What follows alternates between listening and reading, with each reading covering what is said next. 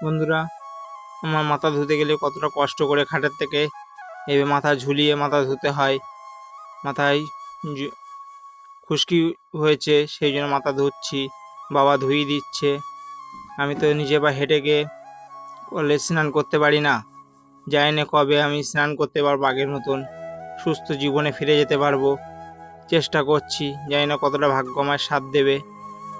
এইভাবে মাথা ধুতে হয় আমার কষ্ট করে, খুবই কষ্ট হয়।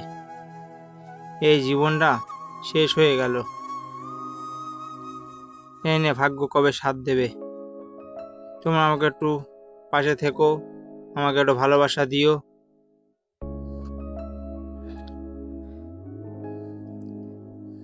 মাথা ময়লার জন্য শ্যাম্পু করতে হচ্ছে, বাবা করিয়ে দিচ্ছে।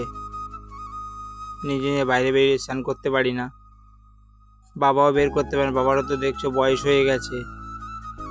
এর বাবার সাথে কেউ ধরে দিলে আবার বাইরে বেরিয়ে স্নান করতে পারি। তোমরা একটু ভিডিওটা দেখে একটু শেয়ার করো প্লিজ।